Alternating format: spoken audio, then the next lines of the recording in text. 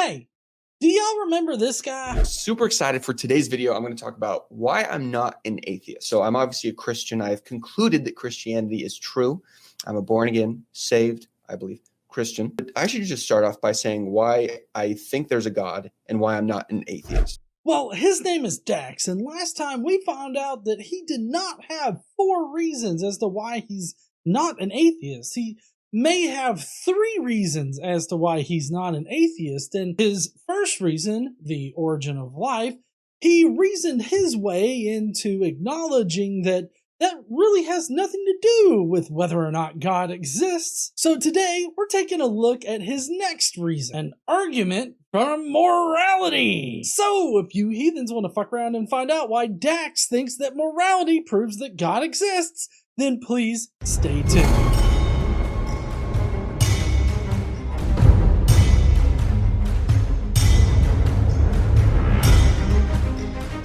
What's up, heathens? How y'all doing? You know, a lot of things are great when they're thick.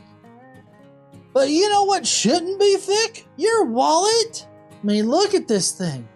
Stop treating your wallet like it's an industrial-sized Swiss Army knife and get yourself a Ridge wallet. Just look at that size reduction. Instead of having a big old thing, now you got a little one. Ridge wallets can hold up to 12 cards and enough cash to make it rain. Also, your cash and cards are easily accessible, so you don't have to stand there and awkwardly sift through the collection of receipts that you keep for no reason. This would be a perfect Father's Day gift, and if you use the code Godless Engineer, then you'll get 15% off your order. They come in over 30 colors and styles, including this forged ember and burnt titanium. Get yourself a Ridge wallet today by going to ridge.com/godlessengineer. Alright, now go on and enjoy your show. What's up, heathens? How y'all doing? I'm the Godless Engineer, and I critically analyze apologists' claims to give you the best arguments and information so that you can stand up and use your voice. So yes, today we're getting into the argument from morality, which I've covered extensively here on this channel, but the argument from morality can come in various forms. And it's always a good idea to explicitly address the type of argument from morality that a person presents to you, instead of just writing them off as using the same moral argument that like Frank Turek uses. Let's just hope that Dax has a little bit better of an argument than Frank Turek. I don't think so, but let's hear what Dax thinks about it. The second reason why I'm not an atheist is because of our moral experience. Because what is morality? Morality is what is right, what is wrong. It is about behavior. It is about how we should live here on earth. And it's interesting because when we talk about good and bad, right and wrong, it seems as if we're talking about actual categories of it, which only exists if there is a standard of good. Right? We need some sort of measuring stick to judge human behavior by.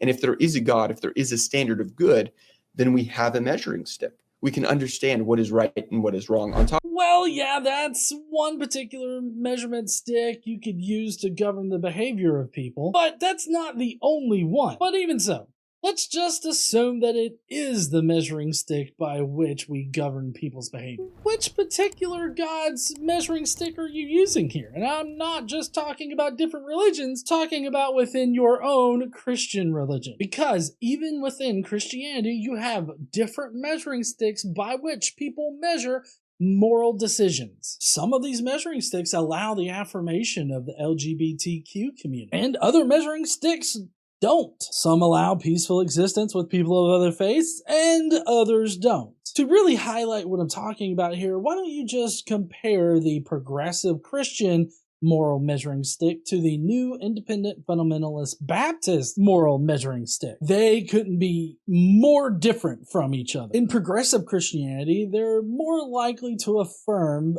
people of the LGBTQ community, while Steven Anderson and his dipshits over there at the new independent fundamentalist Baptists, they would rather push a button to kill the entire LGBTQ community. So there's obviously a difference in the moral measuring sticks of these two groups groups within Christianity. So, just to recap here, even within Christianity, you're subjectively choosing which moral stick by which you judge moral actions. Christians simply do not have an absolute moral foundation whatsoever. The fact is that once you have an end goal in mind, we can make moral judgments about actions. Generally, in a society, we're looking for the best way to survive and thrive without causing harm to the rest of the population. If your goal is just to blindly follow some old-ass holy book that tells you one particular way to live, it's fairly obvious that your end goal is definitely not the survival of a thriving society. Your end goal is simply to just follow what the book tells you, or, well, more specifically, to follow whatever the asshole is telling you the book says, because you have to use somebody else's interpretation. You can't actually trust your own interpretation. You have to follow what some other asshole is telling you the book tells you. I mean, I just prefer to think for my fucking self. So, the real issue here isn't that morality or moral judgments exist. The real issue is over whether or not somebody follows your particular moral foundation. That if there is this authority figure out there, it makes sense of this feeling of we should do this. We should behave because we are being held responsible and accountable by something. So God is a perfect explanation for our moral experience, but here's why atheism falls short. God doesn't hold us accountable for our actions. He holds us accountable for whether or not we believe in him. Of course, admittedly, this depends on which denomination you currently follow. For instance, Catholics believe that you have to both do good works as well as believe in Jesus in order to get into heaven. But a fair amount of Christians out there think that you just have to believe in Jesus in order to be absolved of all your sins and pimp walk right into heaven. And then you'll get some people that try to argue around the bad behavior of some Christians by claiming that, oh, they're just not really Christian, or they don't really believe in Jesus. They claim that if you really were Christian or really did believe in Jesus, then you wouldn't do those bad things. Of course, you could just take that tired-ass no true Scotsman argument right the fuck out of here because it's just simply not gonna work. That doesn't stop Ray Comfort from using it in order to persuade people that others aren't really Christian. More to the point, we hold ourselves as well as each other accountable for our actions. That's what we as a people living in a society try to do. If we just waited for God to hold us accountable, then we wouldn't see a need to police our actions. I'm very interested to see why he thinks that atheism falls short on this point, because as far as I can tell, theism just consistently falls short on holding people accountable for their actions. First of all, some atheists will say, yes, good and evil do exist, but again, evolution can account for it, or nature can account for it. But this definitely falls flat. You see, evolution, it doesn't tell us how we should live. It just explains why we do live how we live. It can explain how we feel a certain way, how we might feel that something is right or wrong, but it doesn't account for right and wrong actually existing in the real world in the way that it seems to. So evolution kind of falls flat also. First of all, evolution has nothing to do with morality. Evolution is a natural process that occurs regardless of whether or not something is good, bad, right, or wrong. So no atheist should be using evolution to explain morality, unless you're going to be talking about how morality is an emergent property of a complex central nervous system, by which evolution is the mechanism for that complex central nervous system to arise. Then that could be part of the explanation as to why we have morality. You could maybe also use it to explain how we were able to survive as a social species and grow into these large, thriving societies. But I mean, that's kind of it as far as evolution goes. But evolution wouldn't address what is actually good or bad. Why do they always think that evolution is our explanation for everything? I just don't understand that. Like I said before, the natural explanation for morality existing is that it's an emergent property of a complex central nervous system. This would also explain why we can see hints of moral knowledge existing in other life forms. Like dogs, dolphins, and, other animals. It also explains why even within religion itself, Morality is subjective because we are the ones that are making the decisions as to what is good, bad, right, or wrong. There are no absolute answers to moral questions. There are only answers that are justified given some end goal that you're looking to accomplish. If you're just gonna blindly follow Abraham Goatfucker's shitty opinions from 2,000 years ago, then most of the things that you're going to be doing are going to be bad. And if you care about the health and well-being of people, then you're going to be doing things that are completely antithetical to Abraham Goatfucker's opinion. So you could just think of it this way. Nature, again, rocks, trees, squirrels, nature is amoral. It doesn't have a moral sense. So how could it give us morality, or how could it hold us responsible and tell us how we should live if it isn't rational and if it isn't moral? This just doesn't make sense. Again, it seems that some people are trying to stretch the natural world into accounting for things that it can't really account for. He's right that nature is amoral, but given that we don't expect nature to hold us accountable for our actions, it just seems like a moot point. Contextualizing nature as holding us responsible is some spiritual or religious shit. More importantly, it would be a straw man version of our actual position. We have to hold each other accountable as well as ourselves accountable for our actions. And I agree, that's a scary thought, because then what prevents us from allowing shitty things to happen? Nothing. But that is also what we see when we examine our past. We organize our societies with laws and mechanisms that allow us to hold people accountable for their actions. God doesn't do that. We do. If you really think about it, it really wasn't God that penned the Bible. And we know this for a fact that God did not write the Bible, because even in the Old Testament, you have multiple document editors that came in and stitched things together. It was literally just dipshit people writing down their shitty fucking opinions from over 2,000 years ago. It wasn't God that did that. It was people. The other side of this is, you might say, yeah, but some atheists don't think that good and evil exist. And actually, I do agree. I think that's where atheism leads. If you're an atheist, if there is no God, then we can't say that there are actual categories of good and evil. Yes, we can, and I don't know any atheists out there that would make the argument that good and bad do not exist. I don't know what he might be referring to, but it's definitely not atheist. Given that good and bad are subjective terms, they're always going to exist with respect to some kind of end goal. Atheism is primarily only focused on whether or not a God exists. It seems to me that since Dax deeply couples his sense of morality with God, he can't imagine another way for morals to exist. And he won't be able to until he decouples that sense of morality from God. I think that everybody is morally superior to the God that they believe in. But my problem with this is that we all do. Even the atheist who denies that good and evil exist, they still live as if it does, right? It makes the most sense of our moral experience. The way that we disagree and debate on moral topics, we assume that there is a correct objective answer for humanity. Good and bad still exist because everybody has their own opinions about what is good or bad. These are inherently subjective terms that are unique to each individual. Unless someone is purely a sociopath